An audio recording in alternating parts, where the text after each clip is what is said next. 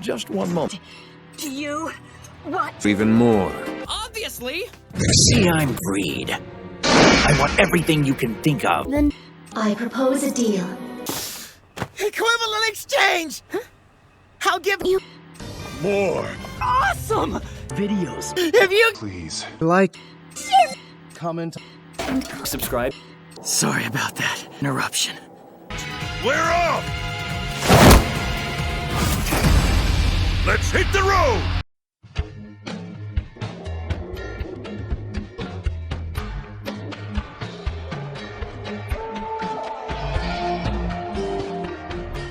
Alright, let's start with the anime review. We're going to talk about Gungrave. Gungrave is probably one of the most underrated, but in my mind, it's a very underrated anime.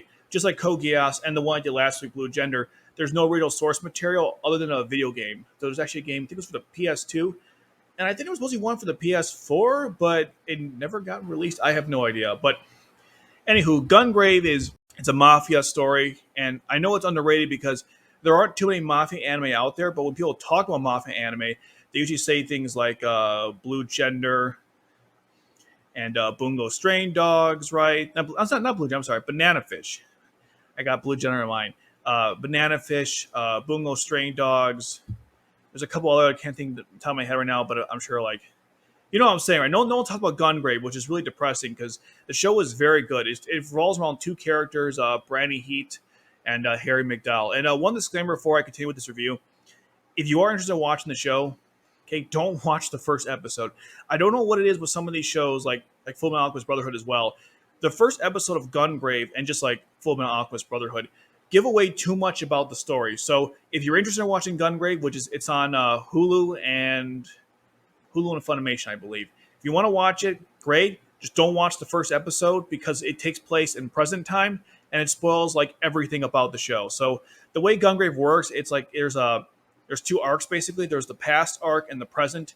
And so the first episode's for the present arc, but then it goes right to the past. And the problem is it just showed you like where we're at, so it spoils everything. So you're gonna watch Gungrave, start at episode 2. When you get back to the present arc, then watch that first episode. Otherwise, like one of the biggest, in my opinion, plot twists in the story is blown to you in that first episode. I don't know why shows do that. It's really bizarre to me. Now, anyhow, we'll talk about the past arc first. So basically, it's about Brandy and Harry McDowell. They join an organization called Millennium, and it's the biggest mafia organization in the world. And they climb the ranks up, as the episodes go on. First, they start off like kind of low totem pole, and they constantly get up there. Harry McDowell has like his crew of guys, and so does Brandy Heat. I mean, not necessarily a crew, but people he likes, and they both kind of climb their own way. And I believe Brand becomes one of the most top sweepers in the organization, which are basically these elite guards who can just kill anybody. And he's trained by Bear Walken, who's one of the coolest characters in anime, and yet no one knows about him because no one knows about Gungrave. And what's so good about the show is that all the characters, you care about them, at least I did. There's a lot of growth in them, especially between Brandon and Harry McDowell. And there's a constant like rise and fall of each character, and the designs are great. If you didn't know, the person who did Trigun, he made Wolfwood. His design was used. Well, okay, they didn't use the same design, but the guy who designed him designed Brandon Heat's look, specifically the Beyond the Grave look, which is so cool. He has like a casket, and he has the two guns and the motorcycle. It's a good time. Now, what's weird about the past and the present, they're kind of like, I mean, they are two different parts of the story, but they're very two different stories. The present follows the video game where the past was made up, and so the past one it's more narrative heavy and it's less video game like. Because when you watch the present, I'm not gonna say exactly why, but you're gonna say to yourself, "Yeah, this was totally a video game." That makes sense to me.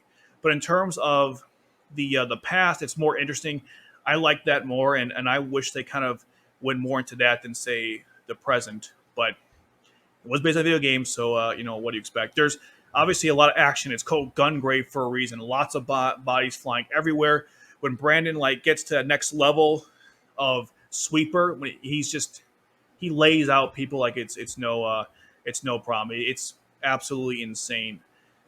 My God, I mean, I if you guys don't know, I run a blog. Maybe you guys don't know or don't know. and I wrote like 3 articles on Gungrave because that's how much I really enjoyed it. I know no one read it, not because they were bad or any of that, just because the show was not popular, so no one was looking for the information. But the show really impacted me, and I was very impressed. I wasn't expecting much.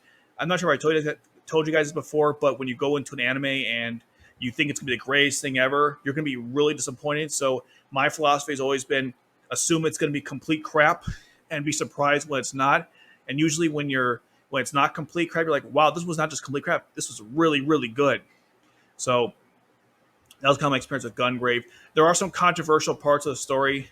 Well, there's one particular one that kind of bothers me. I'm not going to spoil what it is, but some people might not like it. I've defended it by saying it's a different time, a different universe. Like, there's literally things that tell you, like, this is not the same world as our own. Like, strange animals, the dates are off. You'll notice as you're watching it. It's not exactly like our time. But other than that, I mean, it's really good stuff. You want a good Mafia anime with excellent characters and a good dichotomy between Harry and Brandon. Especially, like, oh my God, I don't want to say anything, but towards the end, there's like some really awesome stuff there. Again, good gunfights, good characters. Definitely a 8 or 9 out of 10 on my book. I've seen the show many times. One thing I mentioned, the animation might be also a turnoff for some people. It came out in 2000, so and it looks like it too. You know, big noses, kind of like Escaflowne. I was thinking Escaflowne while I was watching the show, which I love Escaflowne, so not a problem for me. And some of you have compared it to Trigun, which if you've seen Trigun, I guess they're kind of similar. The only thing I see is the designs for characters, not so much the story, but you got that to work with as well. So that's Gungrave as a whole. It's really good. I wish I could go more into it, but again, I don't want to spoil the show. But I think you guys have a good sense of what it's about.